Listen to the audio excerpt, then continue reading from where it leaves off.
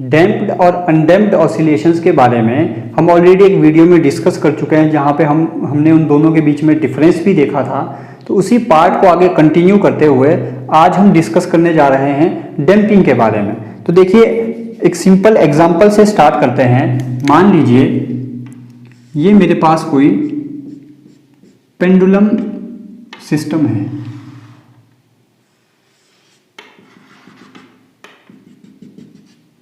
This is string,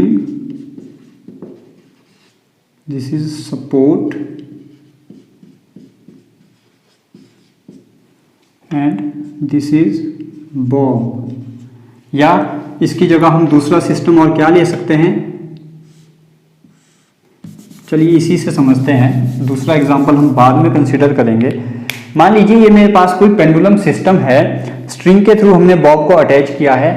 मान लीजिए मैं इसे अपनी मेन पोजीशन से डिस्प्लेस करता हूं, और डिस्प्लेस जब करता हूं इसकी एक्सट्रीम पोजीशन पे जाके, मान लीजिए ये इसकी एक्सट्रीम पोजीशन है, यहां पर जाके मैंने इसे छोड़ दिया। तो हमें पता है जैसे ही मैं इसे इसकी एक्सट्रीम पोजीशन पे जाके छोड़ूंगा, ये अपनी मेन पोजीशन के अबाउट ऑसिलेट करना स्टार्ट कर देगा। फिर हम क्या देखते हैं कि थोड़ी देर के बाद ये वापिस अपनी मेन पोजीशन पर आके रुक जाता है। 5 मिनट 10 मिनट के बाद, या कितना भी टाइम हो, डिपेंड करता है इसके टाइम पीरियड के ऊपर, ये अपनी वापिस मेन पोजीशन पर आकर रेस्ट पर आ जाता है। तो क्या आपने सोचा है ऐसा होता क्यों है? जब आपने इसको एक बार ऑसिलेट कराना स्टार्ट करा दिया तो इसको तो ऑसिलेट ही करते रहना चाहिए था, ये वापिस रुक क्यों जाता है? तो इसके पीछे अब रीजन क्या आ जाता है, जिसको हम बोलते हैं डैम्पिंग। ऐसा होता क्यों है? डैम्पिंग की वजह से कोई ना कोई ऐसी फोर्स यहाँ पर जरूर काम कर रही है जो इसके मोशन को रोक रही है। तो वो फोर्स कौन कौन सी हो सकती हैं? ये हमारे पास 3 टाइप की फोर्सेस होती हैं। नंबर 1 विस्कस ड्रैग, दूसरा क्या हो सकता है, that is friction. Mechanical system है तो फ्रिक्शन यहां पर हो सकता है। तीसरा, फ्रिक्शन के अलावा यहां पर रहता है तीसरा, दैट इज स्ट्रक्चर। तो हमने क्या देखा कि ये पेंडुलम ऑसिलेट करता हुआ थोड़ी देर के बाद रुक जाएगा। ऐसा क्यों हुआ? 3 चीजों की वजह से हो सकता है। पहला, विस्कस ड्रैग। और विस्कस ड्रैग कहां से आया? देखिए, ये पेंडुलम ऑसिलेट कर रहा है, तो मान लीजिए आप किसी रूम में हैं या बाहर भी कहीं खड़े हैं, तो कोई ना कोई मीडियम तो प्रेजेंट है। मीडियम क्या है? एयर। तो उस एयर की वजह से क्या आया? Viscous drag. दूसरा, फ्रिक्शन। मैकेनिकल सिस्टम है, आपका स्ट्रिंग लगी है, फिक्स्ड सपोर्ट लगी है, फ्रिक्शन हो सकता है। इसकी वजह से भी हो सकता है कि आपका जो है वो मोशन रुका होगा। तीसरा होता है स्ट्रक्चर, कि जो भी आपका मैकेनिकल सिस्टम है उसका स्ट्रक्चर कैसा है, उसकी वजह से भी जो है वो आपका ऑसिलेशन है वो रुक सकती हैं। अब इन तीनों को आइडेंटिफाई करना मुश्किल होता है कि इन तीनों में से कौन सा यहाँ पे काम किया होगा जिसकी वजह से ये जो है ऑसिलेट करता हुआ रुक गया होगा। तो फिलहाल आपको इतना ध्यान रखना है कि ये 3 वजह हैं जिसकी वजह से ऑसिलेशन रुक सकती हैं। ये तो हमने बात की मैकेनिकल ऑसिलेटर की। अगर मैं बात करूं इलेक्ट्रिकल ऑसिलेटर की,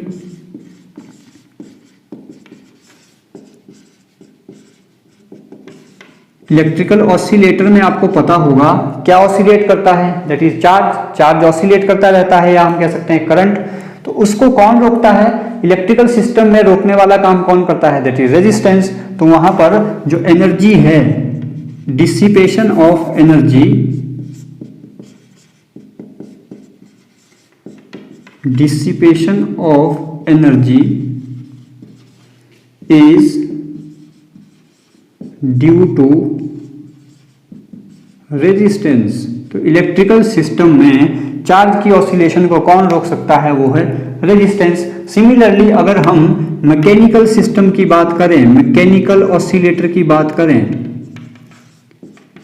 in case of mechanical oscillator energy dissipation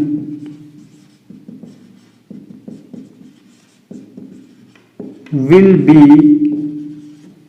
due to viscous drag। ऐसा देखा गया है कि मैकेनिकल ऑसिलेटर के केस में सबसे ज़्यादा जो एनर्जी डिसिपेट होगी वो ना तो फ्रिक्शन में होगी, ज़्यादा होगी लेकिन बहुत कम, ना ही स्ट्रक्चर में बहुत कम होगी। सबसे ज़्यादा जो एनर्जी डिसिपेट होती है वो होती है विस्कस ड्रैग, यानी किसी मीडियम की वजह से। यानी यहाँ पर अगर मीडियम एयर है तो सबसे ज़्यादा जो एनर्जी का डिसिपेशन हो रहा है, सबसे ज़्यादा जो कारण है इस ऑसिलेशंस को रोकने का, वो क्या है आपका विस्कस ड्रैग। तो अब डैम्पिंग का आपको क्लियर होगा, डैम्पिंग क्या है। डैम्पिंग वो मैकेनिज्म है जिसकी वजह से जो ऑसिलेशंस हैं वो रुक जाती हैं। तो हम क्या कह सकते हैं, that is damping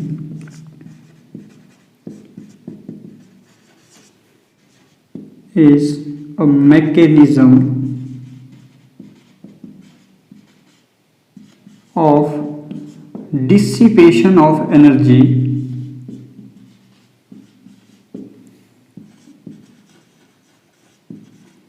of an oscillator। किसी ऑसिलेटर की एनर्जी का डिसिपेट हो जाना, इसे हम क्या बोल देते हैं, डैम्पिंग। तो आई होप आपको ये बेसिक सा आइडिया क्लियर हो गया होगा कि डैम्पिंग क्या है, डैम्पिंग की वजह से होता क्या है। ऑसिलेशंस धीरे धीरे डाई आउट होती रहती हैं, एक टाइम आ जाएगा जब आपकी ऑसिलेशंस बिल्कुल खत्म हो जाएंगी और जो चीज़ जैसे अपनी मीन पोजीशन पर थी वैसे ही वापस अपनी मीन पोजीशन पर आ जाती है। Please pause the video to note it down.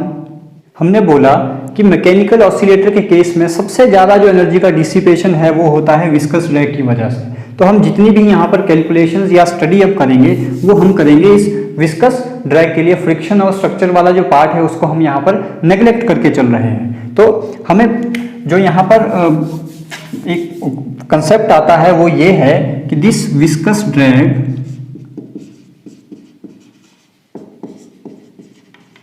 और क्या है, ये रेजिस्टिव फोर्स है।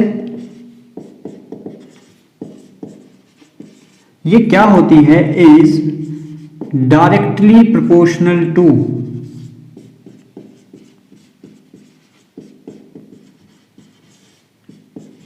वेलोसिटी।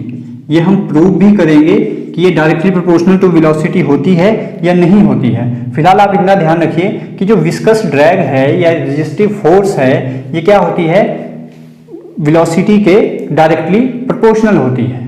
वेलोसिटी भी किसकी, वेलोसिटी ऑफ ऑसिलेशन। अगर इसी चीज को मैं मैथमेटिकली लिखूं, if F D represent this viscous drag force और damping force, it is directly proportional to velocity. यही हमने बोला। वेलोसिटी को मैं लिख सकता हूं d x upon d t, where x represent displacement, dx represent a small displacement। मान लीजिए यहाँ पर यहाँ तक पहुँचने में जितनी ये छोटी सी डिस्प्लेसमेंट हुई है dx, यहाँ तक पहुँचने में जितना छोटा सा टाइम लगा dt, वो हमने लिखा dx बाई dt। अगर मैं प्रोपोर्शनलिटी का साइन हटाऊं तो यहाँ पर आ जाता है एक कांस्टेंट जिसको हम लिखते हैं r dx upon dt। This R is called, where R is called damping constant।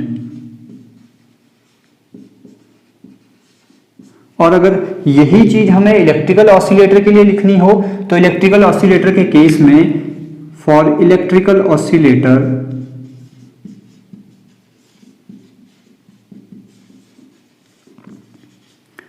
F D represent voltage and this D x by D T will represent D Q upon d T, that is current. तो जो अभी हमारी फिलहाल study का part नहीं है, हम study करने जा रहे हैं मैकेनिकल ऑसिलेटर सिस्टम, तो वहां पर हम ये वाला पार्ट यहां पर स्टडी करेंगे। Please pause the video to note it down. बहुत important question, very important,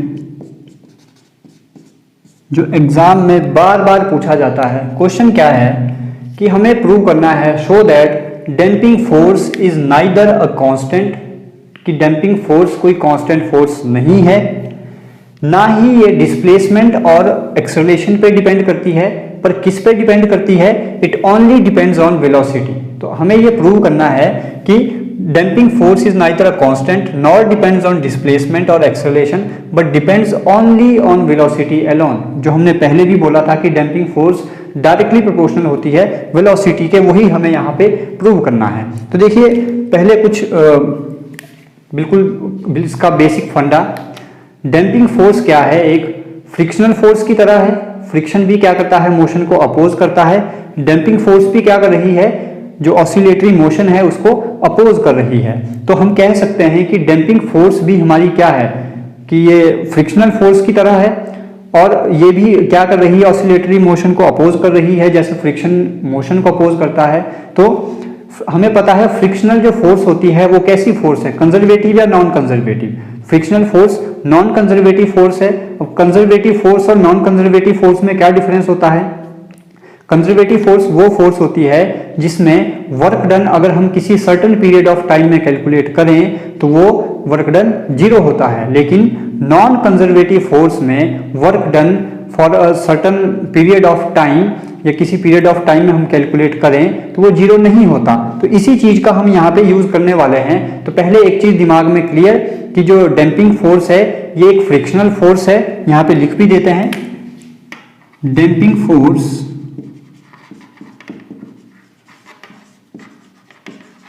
is a frictional force जो क्या कर रही है, which continually opposes or retard oscillatory motion।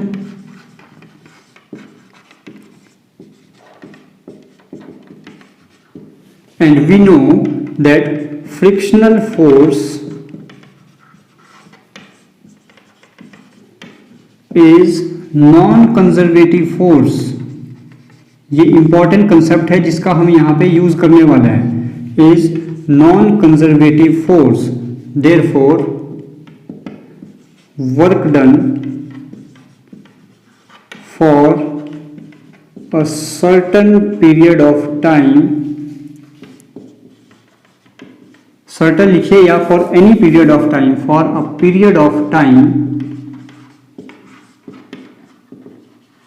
Will be non zero. जो हमने 11th 12th में पढ़ा है कंजर्वेटिव और नॉन कंजर्वेटिव फोर्सेस के बारे में। तो अब अगर मैं यहाँ पे देखूं कि इस बॉब की कोई हल्की सी डिस्प्लेसमेंट dx है और मान लीजिए ये डिस्प्लेसमेंट हो रही है किसी स्मॉल टाइम dt में, तो small amount of work done, small amount of work done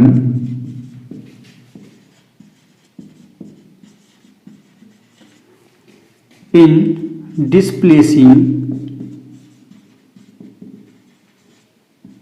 Bob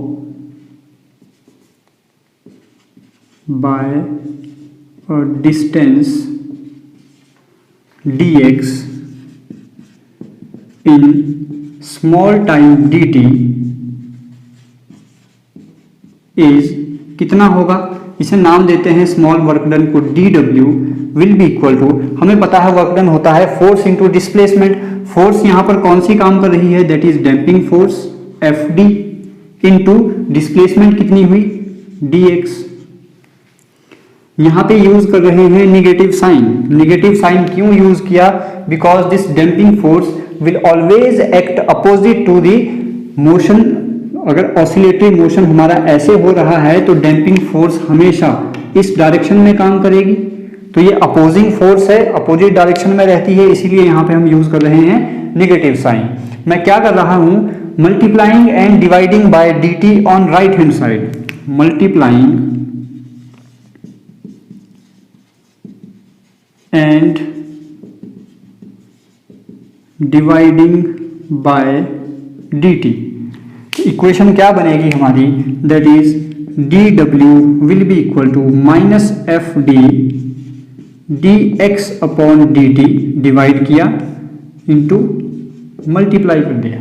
ये तो हमने निकाला small amount of work done जब डिस्प्लेसमेंट स्मॉल थी। अगर एक पूरे इंटरवल की बात करें कि यहां से यहां, वापस यहां से यहां, यहां से यहां, तो एक पूरे एक इंटरवल में, एक टी इंटरवल में टोटल वर्क डन कितना हुआ? तो total work done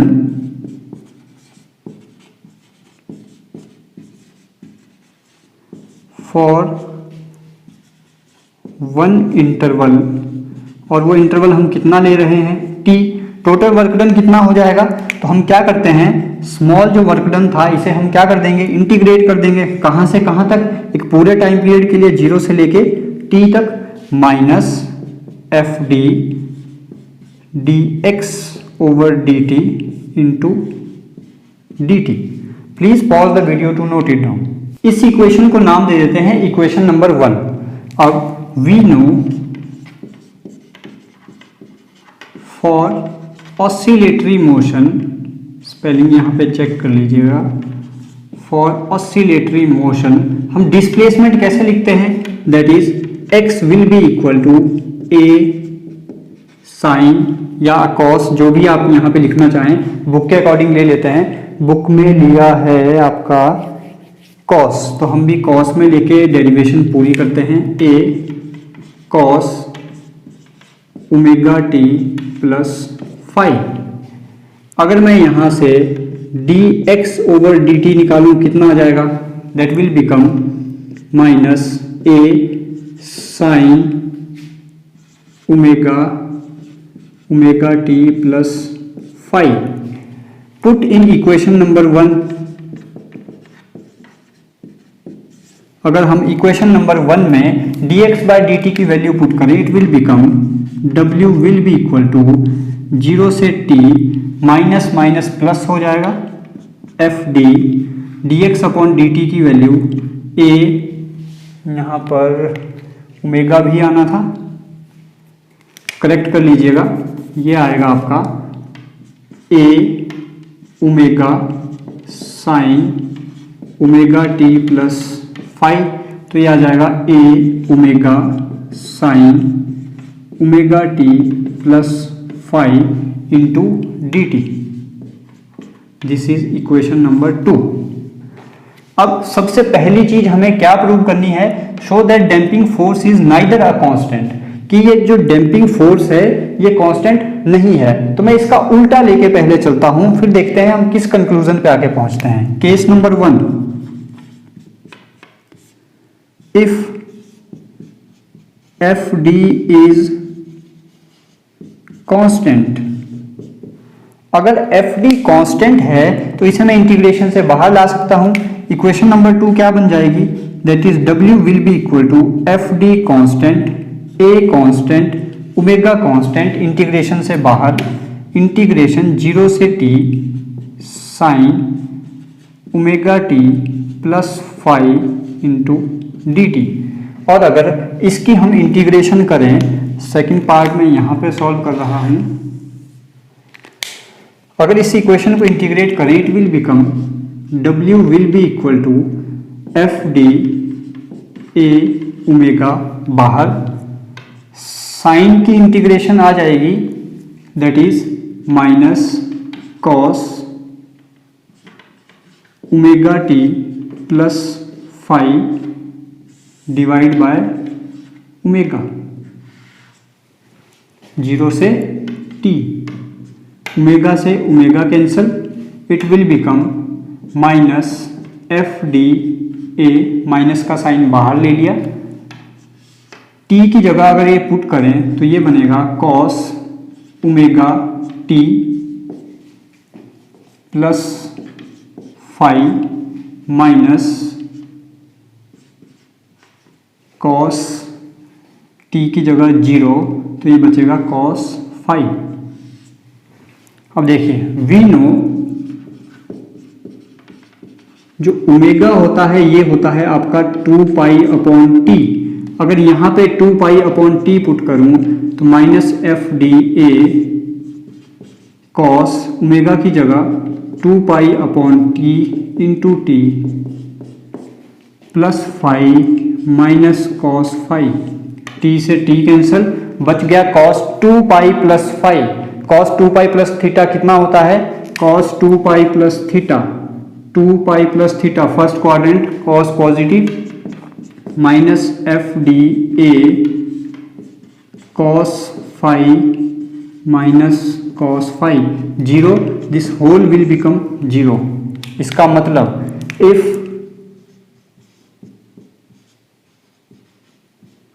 that is, सीधा यहां पे लिख देता हूं, that is work done against resistive force और frictional force is equal to 0। लेकिन हमने क्या कहा था कि हमारी अजम्पशन या जो हमने पहले कंसेप्ट पढ़ा था वो क्या था कि जो डैम्पिंग फोर्स है ये एक फ्रिक्शनल फोर्स है, वर्क डन 0 के इक्वल नहीं आ सकता, work done will be non zero, hence since, तो यहां पे आप कंक्लूजन क्या लिखेंगे, since damping force is a frictional force which is non-conservative, therefore this W cannot be equal to 0। इसका मतलब this implies this FD cannot be equal to constant। तो जो पहली चीज हमें प्रूव करनी थी वो हमने प्रूव कर दी कि डैम्पिंग फोर्स कांस्टेंट नहीं है। अगर हम इसे कांस्टेंट लेके चलते हैं तो हमारी वर्क डन है वो 0 आता है, जो नहीं हो सकता क्योंकि जो हमारी डैम्पिंग फोर्स है वो कैसी फोर्स है, एक फ्रिक्शनल नॉन कंजर्वेटिव फोर्स है। Please pause the video to note it down. Case number 2, अब यहाँ पे हम लेके चलते हैं कि डैम्पिंग फोर्स है ये डिस्प्लेसमेंट पे डिपेंड करती है, उल्टा लेके चलते हैं, that is if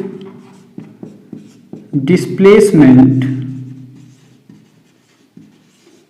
is, sorry, if damping force, if short लिख रहा हूं, if FD is directly proportional to displacement। हमने यहाँ पे क्या लिया, दूसरा केस कि डैम्पिंग फोर्स किस पे डिपेंड कर रही है, डिस्प्लेसमेंट के। अगर यहाँ पे प्रोपोर्शनलिटी का साइन हटाऊं तो यहाँ पे बनेगा FD इज इक्वल टू कोई कांस्टेंट, उस कांस्टेंट को नाम दे देते हैं K1x, और x की वैल्यू अगर मैं यहाँ पे पुट करूं तो x की वैल्यू है a cos omega T plus five, K1 a cos omega T plus five.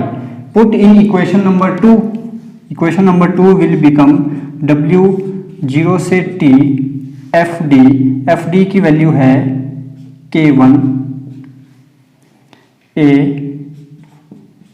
cos omega T plus five, और यहाँ पर है a omega sine omega T plus five into D T.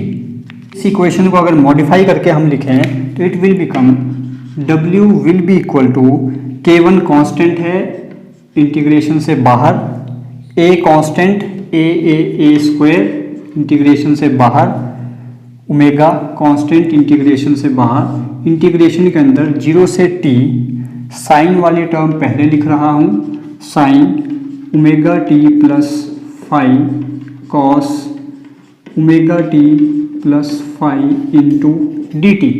Multiplying and dividing bye 2 से अगर multiply और divide करें इस equation को तो ये बनेगा 2 डिवाइडेड बाय 2। अगर ऊपर आप चेक करें 2 साइन थीटा कॉस थीटा किस चीज का फॉर्मूला है, साइन 2 थीटा का, तो इट विल बिकम, इस 2 को इंटीग्रेशन से बाहर लेके आ रहा हूं, K1 a square omega upon 2 integration के अंदर 0 से t, ये बन जाएगा साइन 2 थीटा, और थीटा की जगह है omega T plus 5 into D t. Integrating K1 a square omega upon 2, sine की integration minus cos 2 omega T plus 5 divided by differentiation of this omega T plus 5, तो it will become omega, यहाँ से 2 भी आएगा 2 omega, और यहाँ पे 0 से t, ओमेगा से ओमेगा कैंसिल, या आप कह सकते हैं कांस्टेंट को हम बाहर लेके आ रहे हैं तो ये बनेगा K1 a square omega constant है, ओमेगा से ओमेगा कैंसिल हो जाएगा, this will become k1a² upon 4, minus का साइन भी हमने बाहर लिख लिया, अंदर बच गया cos 2 ओमेगा t प्लस 5 0 से t, वैल्यू पुट करें minus k1a² upon 4 cos 2 omega t plus 5 minus cos 5, omega की वैल्यू फिर से 2 पाई अपॉन टी पुट करें तो ये बनेगा minus k1a² upon 4 cos 2 pi upon T से टी कैंसिल, 2 2 जा 4, ये बन जाएगा 4 पाई प्लस यहाँ पे 2 5, यहाँ पर करेक्ट कर लीजिएगा, जब हमने वैल्यूज पुट की तो यहाँ पे बचेगा cos 2 इंटू 5, cos 2 5। अब ओमेगा की जगह 2 पाई अपॉन टी पुट करूँ तो 2 टी से टी कैंसिल, 2 पाई बचेगा, 2 2 जा 4, ये बनेगा cos 4 pi plus 2 5 minus cos 2 5, cos 4 pi plus theta that is cos theta minus k1a² upon 4 cos 2 5 minus cos 2 5 which is equal to 0। Again work done is 0। क्या work done 0 के equal हो सकता है? नहीं हो सकता। तो यहाँ पे हमें फिर से वही रीजन देना है कि here work done is equal to 0, but since damping force is a frictional force which is non-conservative force, so work done cannot be equal to 0। अगर वर्क डन 0 के इक्वल नहीं हो सकता, दिस इम्प्लाइज दिस FD जो हमारी assumption थी ये x के डायरेक्टली प्रोपोर्शनल नहीं हो सकती। It means this damping force does not depend on displacement. तो जो हमारी अजम्पशन थी वो हमने यहाँ पे उल्टा उसका प्रूव कर दिया।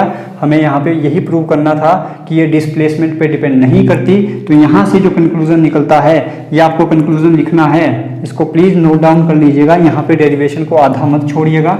मैं यहाँ पे लिख रहा हूँ, since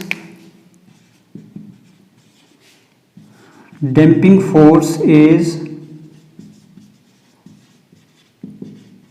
non-conservative force, so this work done cannot be equal to 0. If work done cannot be equal to 0, this implies FD does not depend on, किस पे डिपेंड नहीं करती? Displacement. Please pause the video to note it down.